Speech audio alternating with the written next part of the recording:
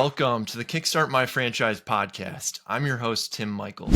On today's episode, I'm joined by Dana Hansen, co-owner and president of an exciting brand called End Zone Sports. Thanks for joining us, Dana. Tim, man, it is my pleasure. How you doing? Doing well. Well, excited to talk about End Zone Sports here. So what can you tell us? What is End Zone Sports?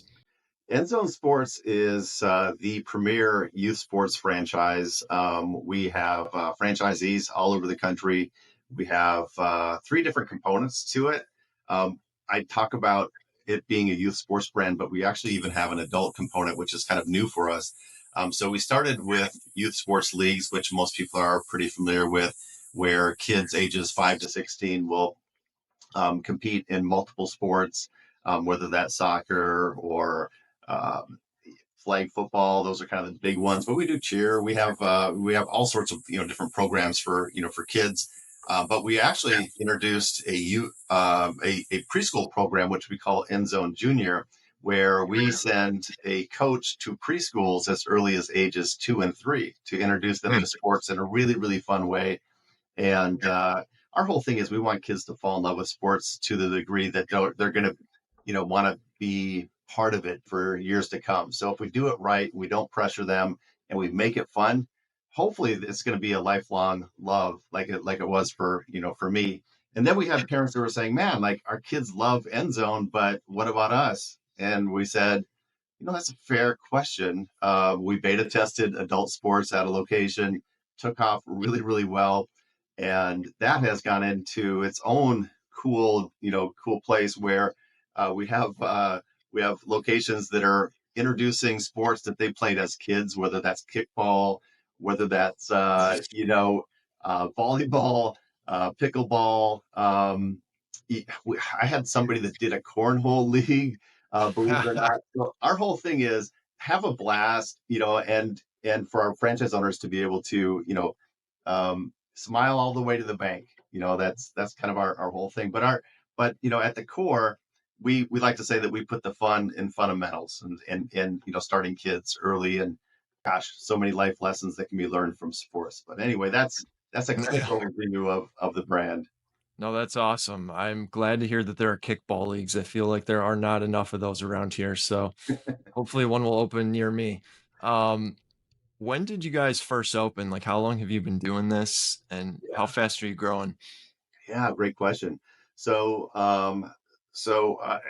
as you said, I'm co-owner, actually the founder of the company. His name is Tony Westbrook, and he's a really, really good friend of mine. I've known Tony for over 20 years, and he was actually the very first hire that I ever made in franchising. So when I was in franchise development for another company, I hired him, and he did really, really well. We worked together for a number of years. Then he went off and started End Zone Sports, and our paths kind of diverged a little bit. And he started the brand 10 years ago, so it's 10 years old. When I came here, I actually started not long ago. I actually started this year, so this is my first year with End Zone. Tony's been trying to get me over for years and years, but the issue is he couldn't afford me, to be honest. I was doing some other things for some other brands and building them up, and having a blast doing it and making a lot of money. And this year we sat down and he said, "Look, we're going to make this happen this year. Here's the offer." And he made me an offer that I couldn't refuse. So Nice. so I came over. So the brand has been growing steadily. It had about 40 owners when I came on about 7 months ago.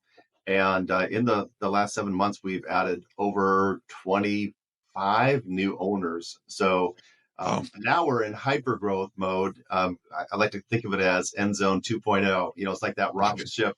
It's up in the air. So Tony got he built the launch pad. He got it up in the air. And then there's that separation where it takes off to the next level. That's where we're at. So Awesome. it's a pretty exciting time. Yeah. Yeah, super exciting. As far as, where these leagues or classes are actually held, can you talk about, do I need a physical space? Where are these typically held? Great question.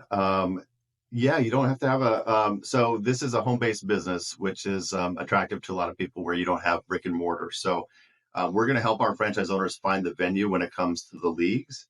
So we actually have a support team that actually will find the right venue for for them. And when it comes to the preschool program, those are done on site at the preschools, which is exciting. A lot of times they'll have the ability to either go outside, or sometimes they have a multi-purpose room or something like that. So that actually helps as far as like minimal overhead and really good margins. It's fantastic. So, who are you guys really looking for as far as franchisees are concerned? Any particular backgrounds or skill sets? Man, what's interesting is I wasn't sure what to expect myself, and I thought maybe we'd get a lot of PE teachers and things like that. And we do get some, and we do get a lot of teachers. I think there's a lot of teachers that love working with kids, but they're not making a lot of money in the school system. So they're looking for an alternative. And this is something that they can do while they're currently employed, which is nice. So there's a lot of flexibility to to what we do. I'm getting a ton of IT professionals right now, and I think the common denominator is a lot of the people that I'm working with. They have kids that are involved in sports, or they want their kids to be involved in sports because especially on the IT side of things, they want to have well-rounded kids. They don't want their kids to be on screens all day. They want their kids to learn what it's like to be part of a team, all of that good stuff. So um, I would say that's probably the common denominator. I get a lot of veterans that they love physical activities themselves, and they're very good at kind of following a proven game plan. So that's the nice thing about franchising is we have the game plan. They execute it on a local level, and we're there guiding them and holding their hand, helping them become successful. Absolutely. Absolutely. As far as the different ownership models, is this always owner operator or are there some semi absentee options?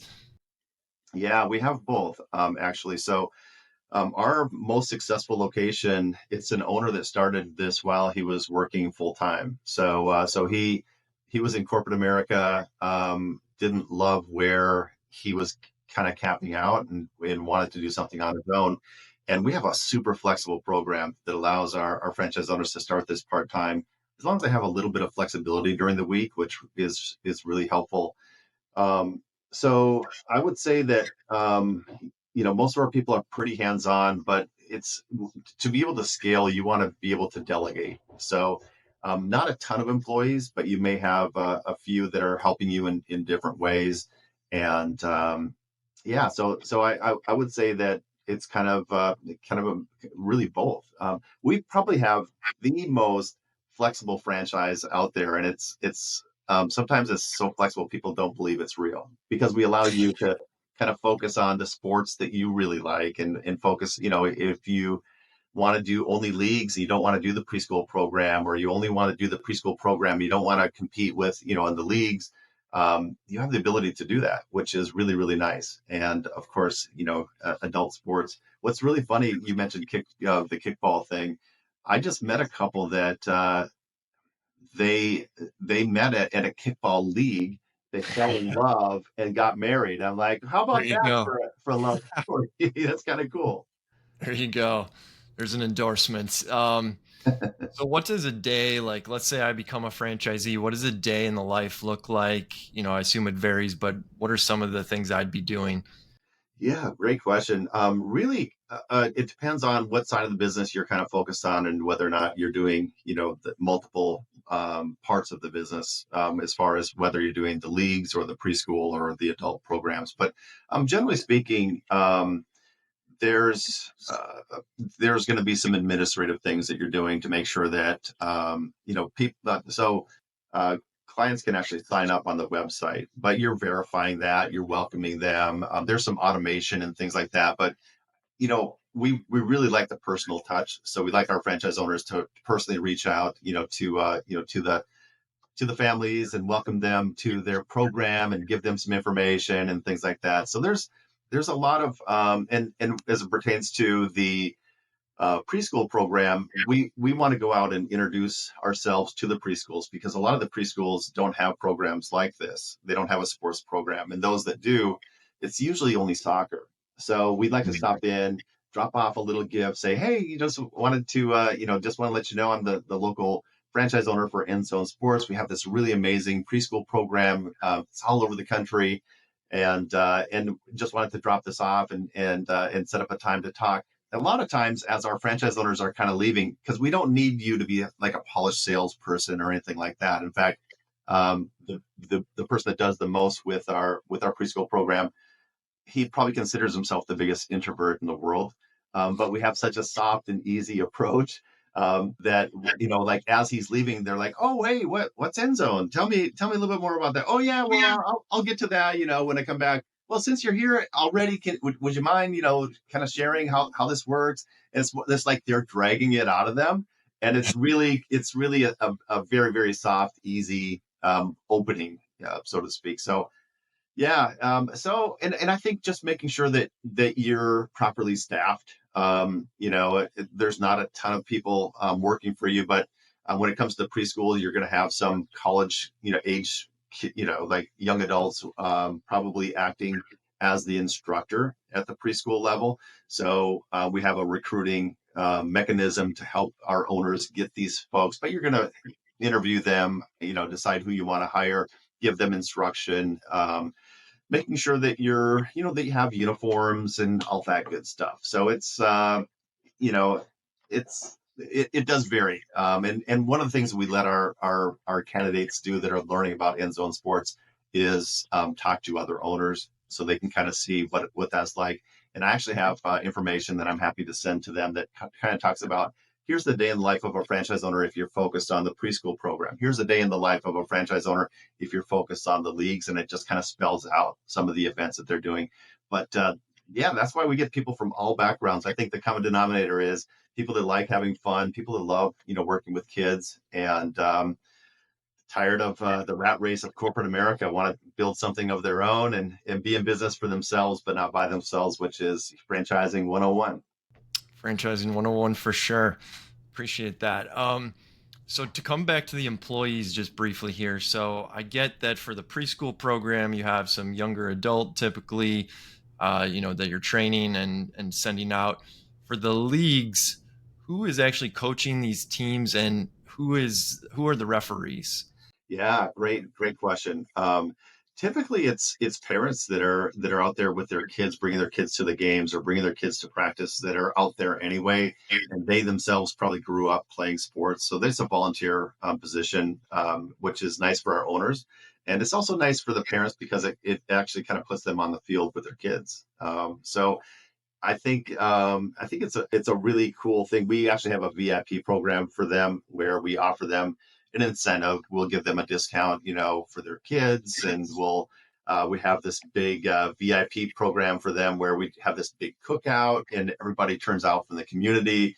And there's like a coaches game where they play against each other, and then we have a coach versus kids game. I actually this weekend, we're coming up on Halloween.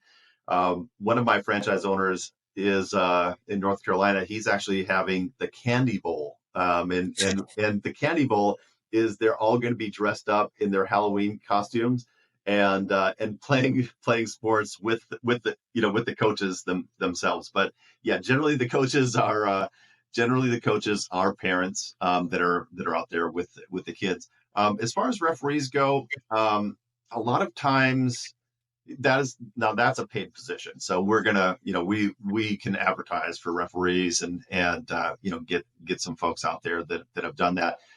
Generally, what happens though, as we see our leagues maturing, those that have been in business for like 5 years or so, a lot of times the kids that grew up playing in those leagues end up wanting to be referees and being part of it. And and there's this is kind of a family affair type of business where you're out there on a Saturday, for example, and you're out there with your family and your kids are playing sports and they're out there running around with their friends talking, and there's concessions, going on here, and they're running over there, and it's just and our top owners, we call them franchise partners because we really look at this as a partnership. Our top franchise partners are those that are really engaged, and they really like they know the names of all the families, and because over time so what happens is they'll do a 8-week season, take some time off. They'll do a 8-week season, take some time off. So they'll do that probably 3 or 4 times a year, and they get to, it's the same families that show up season over season, and they become really really good friends with, with the family. So it's pretty special, man. It's pretty cool. That's awesome. What kind of training and support, would I receive if I became a franchisee?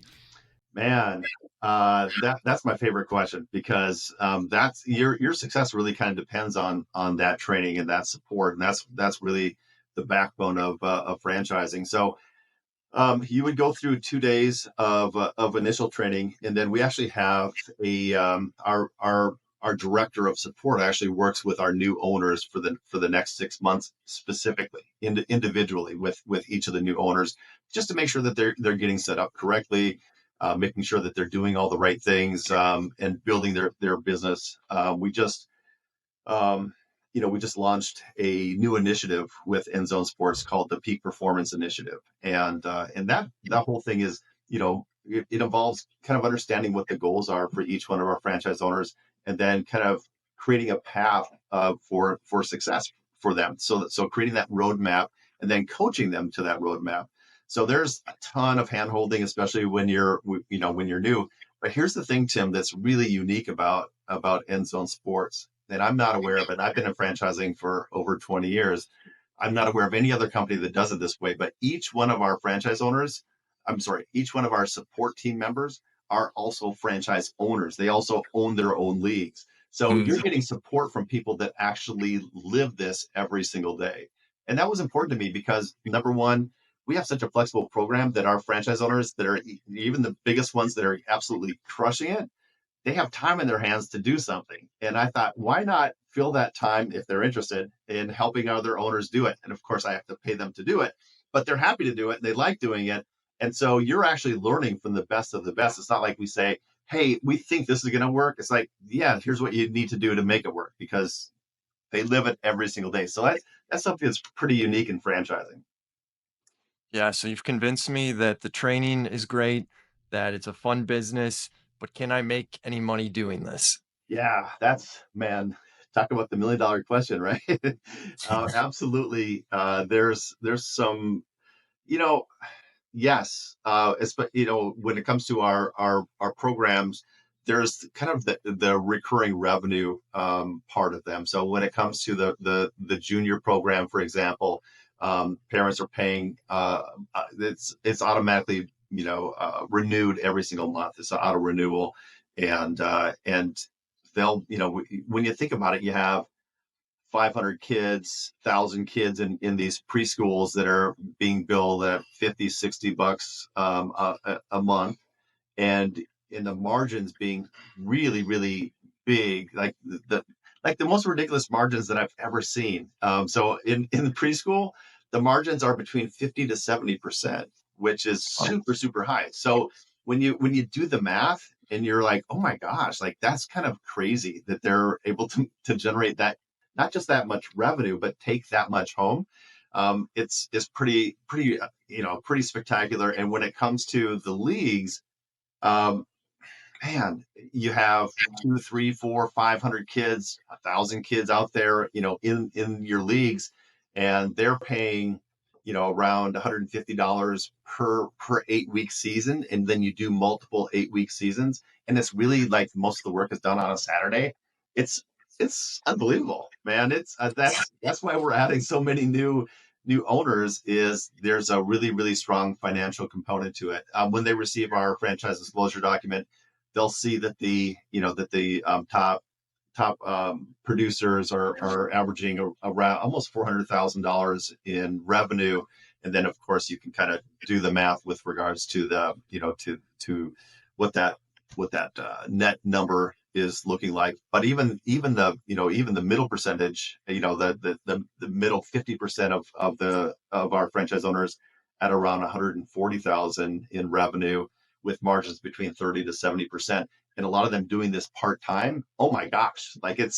it's pretty amazing. It almost sounds too good to be true. That's why people are sometimes a little skeptical. They're like, can I talk to some owners? Can I, what a, it sounds great, but almost too great.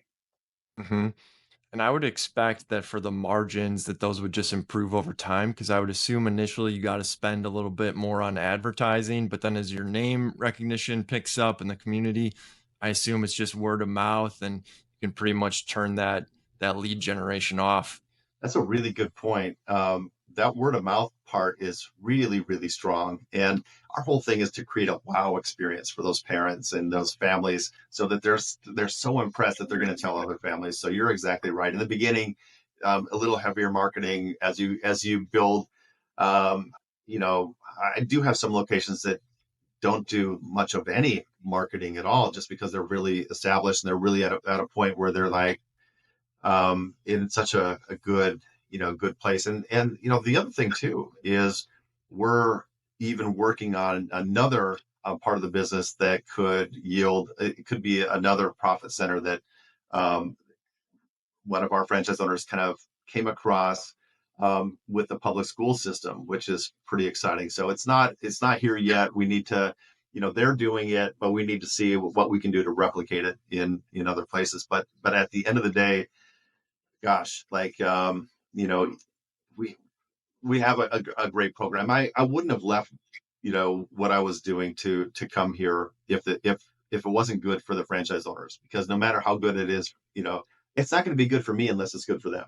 So Mhm, mhm. our whole success is predicated upon theirs. So if they're not happy and they're not making money, hey, we're not going to be either. So everything we do is hyper focused on, giving them experience where they're both happy and successful. We all know people that are successful, but maybe they're not happy because they're like hating their life. And we all know people that are happy, but maybe they're not super successful. And we want to marry those two things. Those are really, really important. We want people to look back 5 years from now, Tim, and say, "Oh my gosh, End Zone Sports, like that was one of the best decisions that I ever made." Yep. Yep. No, I talk to those people all the time on both sides of that. Um, how much money do I actually need to open this? Can I get any sort of SBA loans? What does that all look like? Yeah, that's a great question.